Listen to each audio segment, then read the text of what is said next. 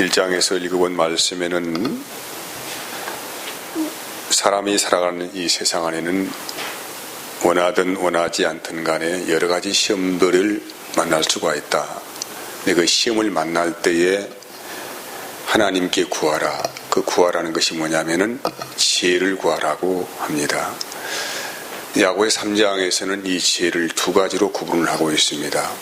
세상으로부터 오는 지혜가 있고 위로부터 오는 지혜가 있다라고 하죠. 이 세상으로부터 오는 지혜는 대부분이 뭐냐면은 자기 욕망을 채우는 거짓 지혜가 온다는 것을 말씀하는데, 그래서 이 지혜를, 이 세상으로부터 오는 지혜를 받게 되어지면은 자기 욕망에 치우쳐서 보암직하고 먹음직하고 일생의 자랑이 될 만한 것들을 찾고 구하는 삶을 살게 된다. 그래서 너희는 진정한 지혜를 구해야 한다. 그 지혜는 하나님을 구하는 것인데, 하나님을 구하게 되면 하나님께서 피할 길 주신다. 그래서 야고의 3장에서는 성결하고 화평하고 관용하고 양순하고 공의와 선한 열매가 가득하고 편벽과 거짓이 없는 지혜가 너희에게 임할 것이다라고 하는 것입니다. 여기에 이런 성결이나 화평, 관용, 양순 이런 은혜가 주어진다고 하는 것은 종합적으로 한마디로 말한다면 주님의 마음이 우리 가운데 열매를 맺게 된다고 하죠. 이것을 성령을 구하는 은혜라고 합니다. 이렇게 주님의 마음이 되어야 우리 안에, 다시 말한다면 하나님의 나라가 임해야만이 과거의 시험이라고 생각했던 것들이 다 사라져버리고 하나님의 영광의 빛이 우리 안에 역사가 된다라고 말씀할 수 있는 것입니다. 그래서 이 시험을 이기는 지혜라고 하는 것은 반드시 위로부터는 지혜를 구하는 것이 지혜다. 이 위로부터 오는 지혜를 구하면 하나님께서는 여지없이 후이시고 꾸짖지 아니하시고 응답을 하시겠다라고 그렇게 약속을 하셨습니다. 이스라엘 역사는 세상으로부터는 지혜를 구하며 살다가 망한 증거를 우리에게 제시를 하고 있습니다. 출애굽 기적을 통하여서 이스라엘은 정말로 세상으로부터 건진받은 민족으로 그렇게 서게 됐죠. 그들이 광야를 지날 때 하나님은 모세를 시내산에서 부르셨습니다. 그리고 40일 금식하게 했습니다. 40일 금식하게 하게 하신 이유가 뭐냐면은 너희의 인간의 욕심이 죽어야만이 하나님의 말씀을 받을 수 있다라는 것을 말씀하기 위해서 모세를 40일 금식기를 시키고 주신 것이 뭐냐면은 십계명입니다. 그러니까 이 계명이라고 하는 것은 우리 인간의 육신의 생각이 죽어야만이 그 말씀을 받는 은혜 안에 살 수 있다라는 것에 대해서 말씀하는 것이죠. 근데 모세가 40일 금식기도 하면서 시내산에서 십계명을 받을 때에 그 밑에서는 희한한 일이 벌어졌습니다.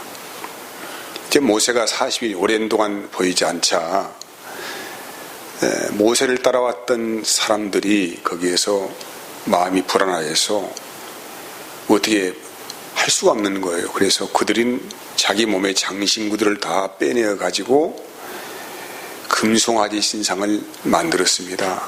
그리고 금송아지 신상을 주변을 돌면서 경배하면서 이제 이 금송아지 신상이 우리들을 인도할 신이다.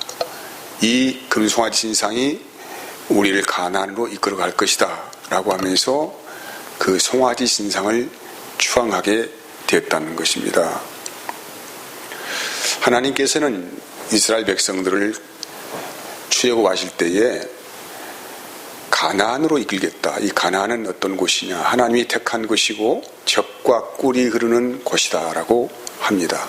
근데 그냥 가나안으로 이끌어가겠다고 하신 것이 아니고 그들에게 율법을 주셨습니다. 이게 너희가 가나안에서 하나님의 은혜에 살 수 있는 복을 받게 된다고 한다면 반드시 율법을 통하여서 하나님께서 약속하신 이것을 잘 지켜야만이 된다고 주께서 말씀을 하신 것이죠.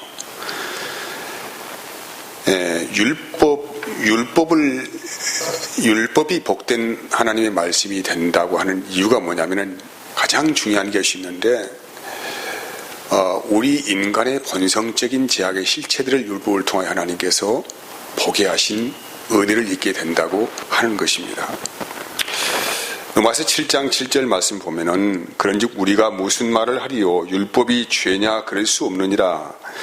율법으로 말미암지 않고는 내가 죄를 알지 못하였으니, 곧 율법이 탐내지 말라 하지 아니하였더라면 내가 탐심을 알지 못하였다는 것이죠. 그러니까 율법을 주신 분명한 목적과 이유가 있다고 한다면 인간사의 악이 무엇인지를 잘 분별할 수 있는 분별력을 하나님께서 주시기 위한 것이라고 할 수 있습니다. 로마서 3장 21절에도 그러므로 율법의 행위로 그의 앞에 의롭다 하심을 얻을 육체가 없나니 율법으로는 죄를 깨달음이라고 합니다. 율법이 없을 때는 모든 사람들이 자기의 기준으로 살았고 즉 자기의 옳은 소견대로 행하며 살았다는 것입니다. 자기의 생각이 의가 되었다는 것이죠. 자기의 생각들이 의가 되다 보니까는 자기의 생각이 맞지 않는 것에 대해서는 다 거부합니다. 그리고 무시하고 무질서해지고 폭력적이 되어지고 지나친 이기주의가 그들의 삶에 자리 잡게 되었다는 것입니다.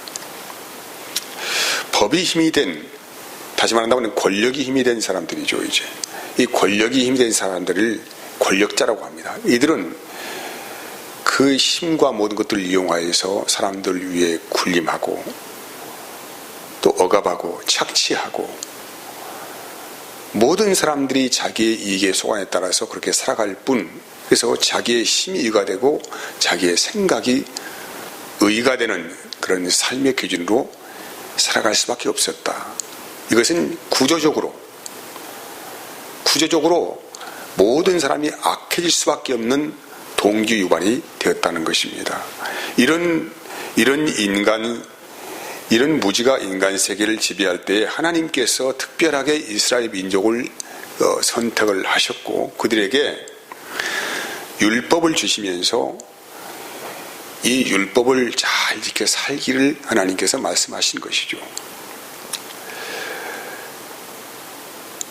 율법만 잘 지켜 산다고 하면은 너희에게 내가 행복권을 주겠다며, 행복. 그래서 내가 축복하는 그 땅에서 그 땅은 질병이 없을 것이고 가난도 없을 것이고 또한 전쟁도 없을 것이다. 왜? 하나님이 새초부터 새말까지 한 번도 눈을 떼지 아니하시고 지켜보시는 땅이니까 복을 받을 수밖에 없지 않겠느냐라고 그런 말씀을 하신 것입니다. 하지만 사람들은 아무리 좋은 법을, 아무리 좋은 제도를 세워준다고 해도 그 법과 제도에 순종하게 하며 살기보다는 사실은 그 법을 악용을 합니다. 악용을 하고 이용을 해서 서로 속이고 빼앗고 도둑질하고 거짓말하고 이렇게 자기 유익만을 구하며 살아가는 삶을 살 수밖에 없는 근본적인 악이 그들 안에 있다는 것에 대해서 말씀을 하신 것입니다. 로마서 3장 10절에서 12절에 이렇게 말씀하셨어요. 기록된 바 의인은 없나니 하나도 없으며 깨닫는 자도 없고 하나님을 찾는 자도 없고 다 치우쳐 함께 무익하게 되고 선을 행하는 자는 없나니 하나도 없다. 모든 사람들이 행복을 추구하고 있지만은 그 행복은 서로에게 공유된 행복이 아니고 자기만 행복하게 살려는 이기적인 행복에 불과하다는 것입니다. 그래서 이 이스라엘 역사가 이것을 충분히 증명을 하고 있습니다. 하나님께서 그들을 세우시기 위한 또 은혜가 무엇인지를 가르쳐주기 위해서 율법을 주셨는데 그들은 율법의 삶을 추구하기보다는 사실 그들의 마음 안에는 항상 바알신과 아세라신이 살아서 활동을 하고 있다는 것을 아주 똑똑하게 우리에게 포기하고 있는 것입니다. 예나 지금이나 이 바알신과 아세라신은 여전히 사람들 안에 활동의 근거지를 삼고 있습니다. 지금 여러분 생각해 보세요. 예수를 믿고 산다고 하는 사람들 안에 과연 그들의 심령 안에 하나님이 살아계시는가, 아니면은 바알신 또는 아세라신이 살아서 역사하고 있는가를 우리 자신들이 내 주위를 가만히 살펴보면은 충분히 알 수가 있습니다. 그리고 사실 우리의 삶을 끌어가고 있는 것이 하나님이신가 아니면은 바알신인가, 이거에 대해서 냉정하고 솔직하게 자신들을 바라보면은 나는 하나님을 섬기고 있는가 아니면은 바알신을 섬기고 있는가, 여기에 자기 스스로의 답을 찾을 수가 있을 것입니다. 이런 세상에 예수님께서 오셔가지고 뭐라고 말씀하셨냐면은 네 보물이 있는 곳에 네 마음도 있다라고 하신 거예요. 마태복음 6장 20절 말씀 24절에는 한 사람이 두 주인을 섬기지 못할 것이니 혹 이를 미워하고 저를 사랑하거나 혹 이를 중히 여기고 저를 경히 여김이라. 너희가 하나님과 재물을 겸하여 섬기지 못하느니라. 사랑하는 여러분, 세상은 늘 끝으로만 달려갑니다. 하지만 이런 가운데서도 하나님의 은혜를 입은 사람들이 있어요. 구약의 역사 안에서도 대부분의 사람들이 바알신, 아세라신, 여러분 바알신과 아세라신이 상징하는 신이 어떤 신입니까? 부귀와 평안이죠. 그리고 타산의 약속을 주시는 신이라고 그렇게 믿고 있기 때문에 여러분 그들 안에는 겉으로는 하나님을 섬긴다고 하지만은 사실 누구의 말을 듣고 있냐고 하면은 바알신이나 아세라신을 섬기고 있다는 거예요. 그래서 한 사람이 두 주인을 섬기지 못한다라고, 너희가 하나님과 재물을 겸하여 섬기지 못한다고 하는 것입니다. 이런 가운데서도 하나님께서는 남은 자를 주셨다는 것이죠. 바알신에게 무릎을 꿇지 않는 남은 자를 주었다. 사랑하는 여러분, 세상이 이렇게 그냥 아무런 이유 없이 속절없이 흘러가는 것 같지만은 여기에는 분명하게 하나님의 영 안에서 하나님을 예배하는 사람이 있고 아세라신 바알신을 추앙하면서 물질과 풍요를 쫓아가는 사람도 분명히 존재하고 있다는 것입니다. 그래서 여기에 하늘 소망을 자기 인생의 소망으로 삼고 하늘의 생명을 자기의 생명으로 삼고 그 은혜의 물질을 쫓아서 살아가는 사람들을 따로 구분하여 말씀하고 있는데, 그리스도께 속한 사람, 그리스도인이라고 그렇게 말씀을 하는 것입니다. 여러분, 그리스도인들에게는 뭐가 이 안에 생명으로 역사되고 있냐면은 믿음이라고 하는 것이 생명으로 역사되고 있습니다. 믿음은 히브리서 11장에 말씀하시기를 믿음은 뭐라고 합니까? 실상이라. 우리가 바라는 것들의 실상이다. 이렇게 말씀해요. 우리가 바라는 것들. 그러면 여기에 그리스도인 된 사람들이 바라는 것이 실상이 뭐겠습니까? 세상 사람들이 바라는 실상이 아니고 우리라고 하는 것은 그리스도인들이 바라는 실상은 믿음이다 이 말이죠. 믿음을 통하여서 하나님이 주신 세계를 볼 수가 있다라고 하는 것입니다. 이걸 다시 정리하자면은 믿음을 통하여서 내가 얻고 싶은 것을 얻는 것을 말씀하는 것이 아니고, 그리스도인들은 이 믿음의 눈을 가지고 하나님이 만드신 실제적인 세상을 누리고 살 수 있는 그런 능력을 얻게 된다는 것입니다.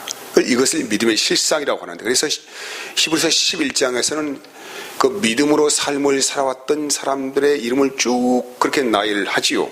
나열을 하지 않습니까? 아벨부터 시작 에녹, 아브라함, 이삭, 야곱, 요셉, 모세, 기성, 라합 등등등등 이외에도 헤아릴 수 없는 많은 믿음의 길을 걸어가는 사람들이 있었다라고 그렇게 말을 하면서 그들의 인생의 결과는 어떻게 됐냐. 그들이 그렇게 믿음의 길을 걸어갔는데 그 결과는 어떻게 되느냐. 이렇게 말합니다. 야고보서 11장 13절에 14절 말씀을 보면은 이 사람들은 다 믿음을 따라 죽었으며, 참 위대한 사람들이죠. 그냥 자연사 한 게 아니에요. 그냥 병들어 죽은 게 아니에요. 이들의 죽음은 믿음을 따라 죽었다는 거예요. 다시 말하면은 죽음으로 생각하지 않는 것이죠. 왜? 믿음을 따라 죽었으니까. 그들에게는 영생의 약속이 있습니다. 하나님의 천국이 그들 마음 안에 들어와 있다는 것이죠. 그래서 그들은 죽음이 아니죠. 그래서 믿음을 따라 죽어간 사람들이다. 이렇게 말하는 거예요. 그래서 믿음을 따라 죽었으며 약속은 받지 못하였을 때 그것들을 멀리서 보고 환영하며 또 땅에서도 외국인과 나그네임을 증언하였으니, 이 약속을 받지 못했다는 것은 예수 그리스도를 직접 보지는 못했다 이 말씀이죠. 그래서 그것들이 멀리서고 환영하며 또 땅에서는 외국인과 나그네임을 증언하였으니, 그들이 이같이 말하는 것은 자기들의 본향을 찾는 자임을 나타냅니다. 그래서 히브리서 11장 32절부터 40절까지 말씀을 잘 읽어보시면은 이들의 삶이 어떤 삶이었는가에 대해서 아주 구체적으로 진술을 하고 있어요. 갈 바를 알지 못했다는 것이죠. 험악하고 외롭고 정체가 없었고, 또한 그의 삶은 나그네 인생이었다라고 그렇게 말씀하는 거예요. 여러분, 이들이 그렇게 이 믿음을 따라서 살았고 나그네 인생을 살았던 것처럼 그것은 그들의 마음을 사로잡고 있었던 것이 있었는데 영원한 성을 바라보았다. 하나님이 예비하신 영원한 성을 바라보았다라고 합니다.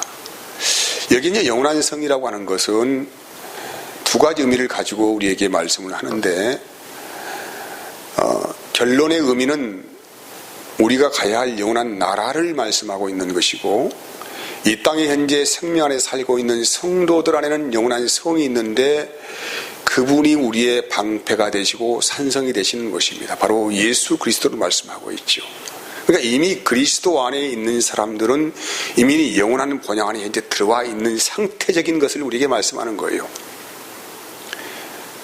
이미 천국이 그들 안에 들어와 있다는 거예요. 이미 천국이 이 안에 들어서 구약의 사람들이 이 바라볼 성을 바라보고 영원한 본향을 향해 갔다고 하는 것은 바로 그들이 실제적으로 주님을 눈으로 보지는 못했지만은 그들의 심령 안에는 여전히 메시아가 들어와 있었다 라고 그렇게 말씀을 합니다. 그래서 히브리서 12장 1절에서 2절까지 이런 말씀을 해요. 이러므로 우리에게 구름같이 둘러싼 허당한 증인들이 있으니 모든 무거운 것과 얽매이기 쉬운 죄를 벗어버리고 인내로서 우리에게 당한 경주를 한다는 거예요. 이걸 좀 쉬운 성경으로 보면 이렇게 기록하더라고. 이렇게 많은 증인들이 구름처럼 우리를 둘러싸고 있으니 우리도 온갖 무거운 짐과 우리를 얽어매는 죄를 벗어버리고 우리가 달려야 할 길을 꾸준히 달려갑시다 라고 합니다. 그리고 이어진 말씀에는 믿음의 주여 또 온전케 하시는 인 예수를 바라보자 라고 그렇게 우리에게 종용하고 있습니다. 그리스도 안에서만이 영구한 도성이 있고 바로 우리가 그분 안에 피에만이 그분이 우리의 산성이 되시고 우리의 방패가 되시고 영원한 도성이 되신다 라고 하는 것입니다. 그래서 여러분, 이런 하나님의 은혜를 알고 있는 사람들이 바로 이 세상을 장막 인생으로 살아간다는 것입니다. 왜? 이 땅은 그들이 영원히 사는 도성이 아니라는 거예요. 오늘 우리가 이 볼 말씀의 안에는 야고보서 1장 9절에서 11절 연계될 말씀인데, 인생은 풀의 꽃과 같다라고 합니다. 그래서 이 풀의 꽃과 같은 인생을 설명하기를, 해가 돋고 뜨거운 바람이 불면은 풀은 곧 마르고 꽃은 곧 떨어진다. 우리의 인생의 삶이 영구하지 않다는 것이죠. 지금은 화려한 꽃처럼 볼 수도 있겠지만은, 생명력이 있는 꽃으로 볼 수도 있겠지만은, 우리의 인생은 곧 바람이 불면은 마르고 시들고 그 꽃은 떨어진다 라고 말씀하는 거예요. 그래서 너희가 이 세상에서 구할 수 있는 것은 하나님의 지혜를 구해야 한다. 이 하나님의 지혜가 없는 사람들은 눈에 보이는 이 세상이 전부라고 알고 있습니다. 그래서 눈에 보이는 것이 자기를 살리는 것이고, 눈에 보이는 것이 나를 행복하게 하고 나의 삶에 평안을 준다고 그렇게 말을 하는 거예요. 왜? 눈에 보이지 않는 세상을 그들은 볼 수가 없으니까. 하늘로부터 오는 지혜를 받지 못했으니까 이 세상에만 보이고 여기에 큰 가치를 두고 여기에 모든 삶을 투자하는 삶을 살아갈 수밖에 없다. 인간은 여러분, 그래서 우리 존재를 잘 알아야 합니다. 사람은 선악과를 먹은 다음부터 하나님의 동산에 쫓겨남과 동시에 스스로의 힘으로 살아가는 그 숙명에 처해져 있다는 것입니다. 스스로 자기의 힘으로만 살아가야 되겠기에 홀로 강해져야 되고 힘이 있어야 되고 어떤 세상으로부터는 능력이 있어야 산다라고 말씀을 하는 거예요. 그래서 이런 사람들은 하나님을 믿어도 돈이 있어야 믿는다라고 하는 것입니다. 돈이 있어야. 이런 사람들 많죠, 여러분요. 믿음의 시험들은 대부분의 이유가 뭡니까, 여러분? 뭘까요? 여러 가지 핑계는 될 수가 있겠지만은 결국은 세상으로부터 오는 것들을 구하면서 그것을 힘으로 삼으려고 하기 때문에 사실은 믿음의 시험이 찾아오게 된다는 것입니다. 반면에 위로부터 오는 지혜를 받은 사람들은 모든 것이 하나님의 은혜로 주어진다는 사실적인 믿음을 가지고 있습니다. 믿음은 실상이에요, 실상. 보이지 않는 세계에서 오는 것이지만은 우리의 믿음은 실제적인 것이고 실상입니다. 하나님부터 오는 그 구체적인 지혜가 뭐냐면은 바로 예수 그리스도이십니다. 예수 그리스도가 지혜라고 하는 말도 연결시키면은 또 주님이 주시는 마음을 가지고 사는 사람이 된다라고 하는 것입니다. 그래서 이 주님이 주시는 마음을 받게 되어지면은 사람이 성결해지고 화평을 추구하게 되어지고 마음이 넓어져 관용하여지고 선을 추구합니다. 긍휼과 또한 선한 열매가 가득합니다. 편벽과 거짓이 없게 됩니다. 이것을 심령이 가난하게 된 사람이라고 하는 거예요. 심령이 가난한 사람만이 천국이 저희의 것이고 하나님을 볼 것이다, 이런 말씀을 하고 있지 않습니까? 그럼 이런 삶을 추구하며 살아가는 사람들을 또 다른 말로 뭐라고 하냐면은 주님의 교회가 된 사람들이다라고 합니다. 교회. 여러분, 에베소서 1장 22절에서 23절까지 말씀 보면은 교회는 예수님의 몸이다. 그리고 교회의 머리가 되신 분이 바로 예수님이다. 이런 표현을 하고 있지 않습니까? 이건 우리의 몸을 비유하여서 교회가 어떤 존재적인 삶을 살아야 되는가에 대해서 말씀하는 거예요. 이게 저와 여러분들은 주님을 머리로 섬기고 살아가는 주님의 몸이 된 교회가 된 사람들입니다. 몸은 어떻게 살며 생명을 유지하고 살아갑니까? 몸은 여지없이 모든 신경들을 다 머리에다가 연결시켜서 조금만 머리가 뭔가 조금만 이만큼만 미동을 해도 극각 반응하여서 거기에 순종을 하여서 그 세포 자기 자체의 몸을 건강을 유지하기도 하고 몸 전체의 건강을 유지하기도 합니다. 머리와 몸은 한 생명 공동체로 살고 있어요. 떨어질래야 떨어질 수가 없는 것입니다.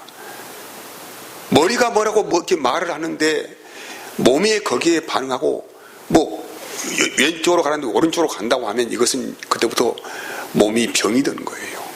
심각한 병이 든 것이기 때문에 이 사람은 이제 몸의 일부가 되지 않는 것입니다.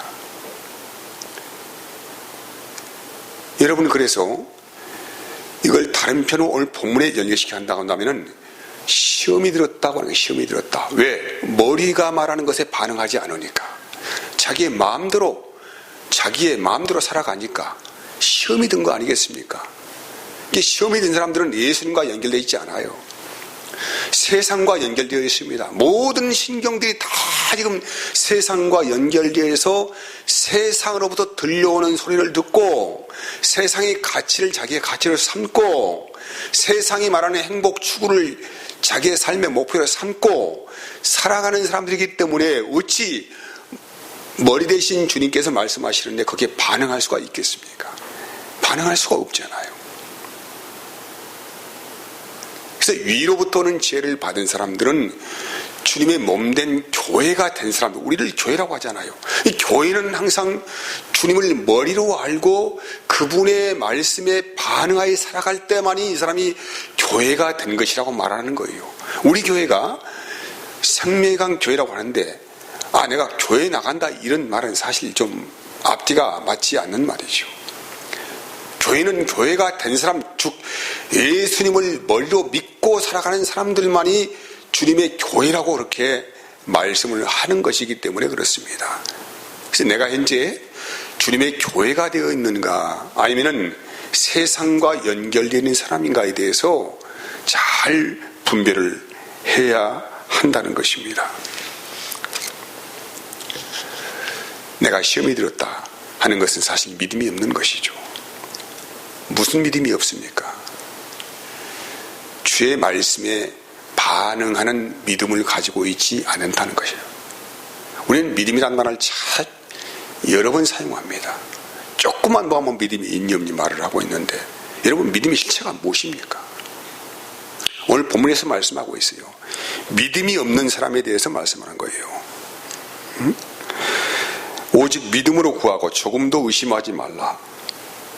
이 말씀은 그냥 믿음으로 기도하고 구하라 그런 말이 아니죠. 믿음으로 너희가 구할 것을 하나님께 구하라 그런 말이 아니라는 거예요. 자꾸 믿음을 혼동하는 것입니다. 믿음은 주님과 한 생명으로 살아가는 상태를 믿음이라고 하는 거예요. 그러니까 머리가 뭐라고 말을 할 때에 즉각적으로 반응하여 생명 활동을 한 상태를 믿음이라고 하는 거예요. 이 믿음에서 주의 말씀하실 때 불순종으로 따라가는 사람들은 이미 주님과의 믿음과 결부되어 있지 않은 사람이기 때문에 세상으로 마음이 열리는 사람입니다.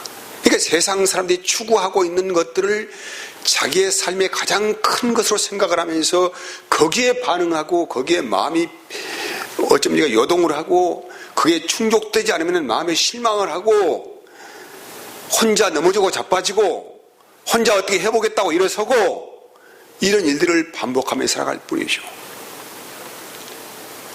그래서 사람은 생명으로 살기 위해서는 위로부터는 복을 받아야 합니다. 요즘에 여러분 오늘이 명절이라고 하니까 사방에서 카톡이 와요. 새해 복을 많이 받으세요. 어쩌세요? 하면서 그림 엽서 오잖아요. 여러분, 우리가 받을 복이 그런 복이 아니죠. 그들이 무슨 복을 받으라고 하는지는 모르겠지만은 우리가 받을 복은 하나님이 주시는, 이로부터 주시는 그 복을 받는 것입니다. 이것을 지혜라고 말해요. 지혜. 하나님인 지혜. 하나님이 주신 지혜가 생기면은 이 세상의 결말도 알게 될 것이고 영원히 무엇인지를 알게 될 것이고 또한 우리가 진정으로 생명으로 삶고 살아야 할 것들이 무엇인지를 아는 사람이 되기 때문에 이들은 주님을 따라가지 말라고 해도 믿음을 배반하라고 한다 할지라도 결코 이 생명과 떨어질 수 없는 관계 안에 있는 사람들이기 때문에 이들을 믿는 자라고 말을 합니다. 그래서 여기 본문은 그렇게 말해요. 무엇이든지 이런 사람은 무엇이든지 주께 얻을 줄 생각하지 말라. 두 마음을 품어 모든 일에 정함이 없는 자라고 합니다. 이 사람의 머리는 세상입니다. 마귀가 그의 머리예요. 주님이 머리가 되지 않습니다. 교회가 되지 않았다는 것이죠. 이 사람은 세상이 전부로 알고 살아가는 사람이기 때문에 전혀 하나님의 음성을 들을 수가 없습니다. 전혀 영적인 세계가 딱 담이 막혀져 가지고 도대체 무슨 말을 해도 알아들을 수 있는 기회가 없다는 거예요. 사랑하는 여러분, 주님의 몸된 교회가 되어 살기를 원합니다. 그분의 말씀에 반응하는, 그리고 그분을 머리로 알고 믿고 살아가는 그런 은혜가 삶 가운데 추구되기를 바랍니다. 믿음이 없이는 아무것도 하나님께 받을 것이 없습니다. 그리고 하나님은 믿는 자의 하나님이십니다. 우리가 말하는 하나님이 아니죠. 아니 무슨 말씀 하더라도 믿음에 반응하지 않으면 그게 무슨 관계가 있겠습니까? 하나님은 믿는 자의 하나님이에요. 여러분이 목사가 지금 설교하는데 여러분 각자에게는 많은 마음의 반응들이 있을 것입니다. 말씀을 받아들이는 사람도 있을 것이고 안에서 그런 말이냐 하면서 이렇게 하는 사람도 있을 것이고 다 다르겠죠. 저는 그것까지는 모르겠어요. 모르겠는데 가장 중요한 것은 믿는 자의 하나님이시다. 이 말씀을 저는 하려고 하는 것입니다. 머리에 반응하시기 바랍니다. 우리의 머리는 누구입니까? 내 자신이 내 머리가 아니고 사랑하는 나의 주님이 나의 머리가 되시고 나는 그분의 몸이 된 상태 안에서 교회가 된 것입니다. 날마다 교회를 추구하시면서 은혜에서 떨어지지 아니하도록 기도하시는 위의 것을 찾는 자의 삶을 살기를 원합니다. 기도하겠습니다. 하나님 감사합니다.